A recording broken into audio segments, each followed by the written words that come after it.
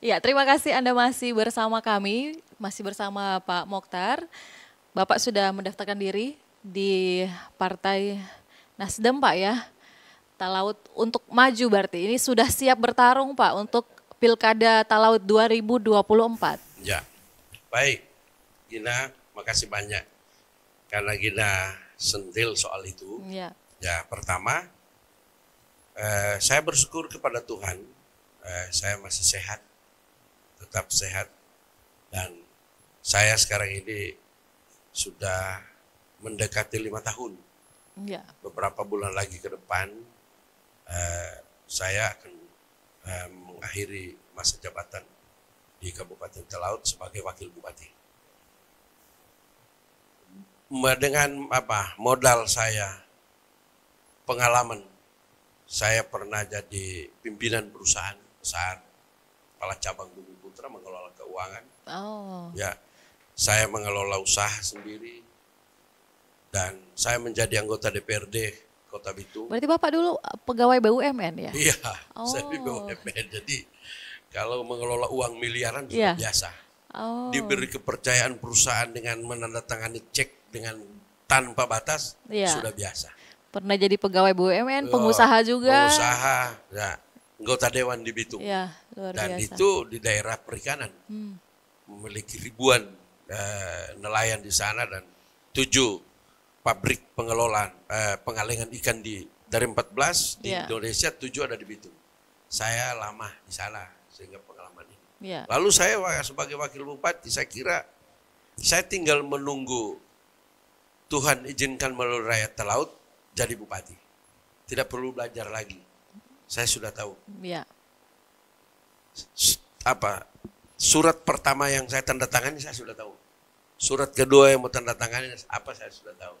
Surat pertama untuk mengkonsolidasikan pemerintah daerah Kabupaten Talaut saya sudah tahu. Ya, luar biasa. Di belakang saya investor, pengusaha, teman-teman itu sudah banyak, tinggal menunggu momentum. Saya jadi bupati, berarti mereka akan ke Talaut. Sudah ketemu berbagai investor yang saat ini investor di Talaut bagaimana Pak? Apakah baik atau masih kurang atau tidak ada memang sama sekali investor di sana? Tidak ada.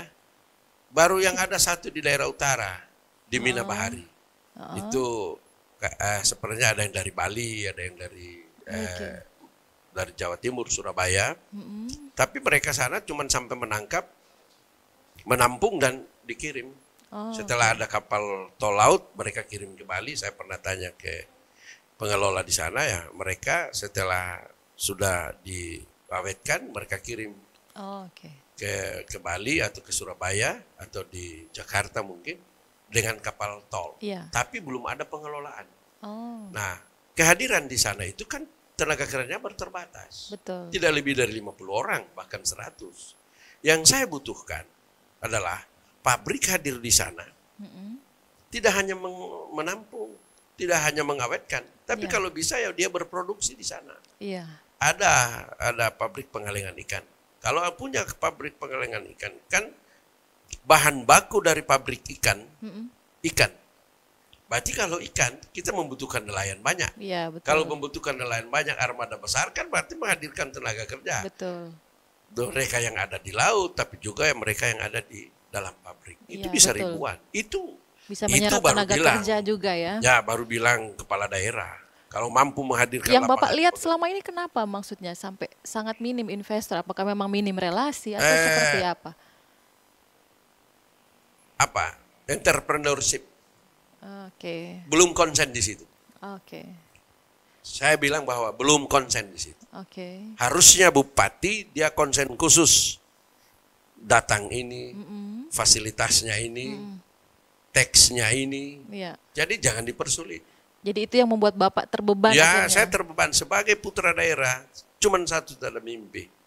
Hadirkan pabrik di sana supaya tuh nelayan tidak susah, lapangan pekerjaan ada. Kedua, promosikan Talaut supaya ada hotel, supaya Talaut itu banyak dikunjungi oleh orang. Itu daerah sampai paling saat luar. Ini belum ada hotel, Pak? Belum ada hotel selama ini. Di Talaut? 2 tahun lalu hampir semua ada.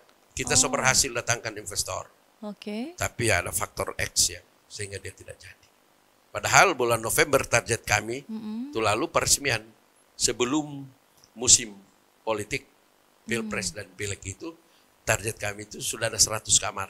Ya. Lokasinya sudah, keluarga pemilik tanah sudah dihubungi, camat dan dinas pendapatan sudah semua sudah oke. Tapi ada faktor khusus yang saya tidak bisa ungkapkan. Akhirnya tidak jadi. Sehingga tidak jadi. Kalau saya bupati, sudah jadi barang itu. Oke, berarti memang sangat terbatas ya Pak untuk infrastruktur di sana, Ya. untuk penunjang pariwisata apalagi kan itu hotel Terbatas. butuh, Ya. untuk transport juga Ya. butuh. Ya. Iya.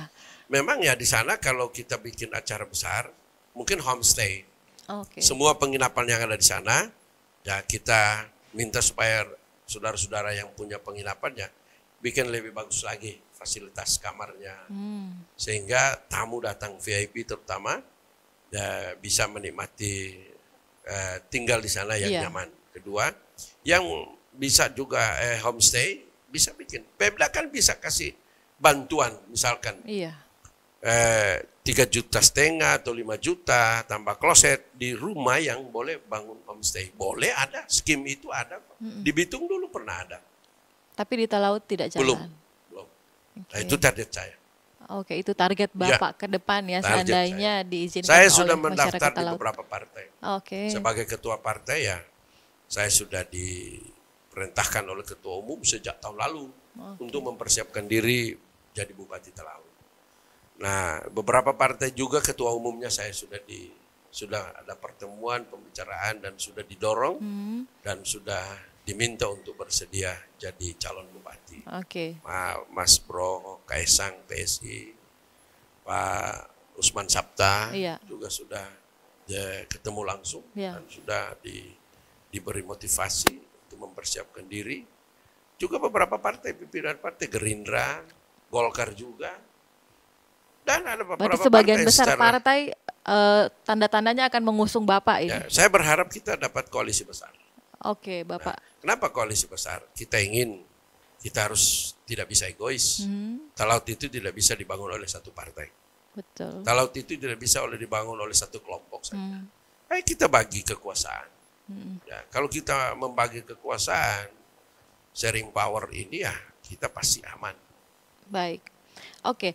Nah, dengan berbagai kegelisahan yang Bapak punya melihat pembangunan di Bumi Porodisa, Pak. Ya. Lalu tentunya masyarakat juga pasti akan bertanya, mau dibawa kemana sebenarnya Talaut ini, Pak?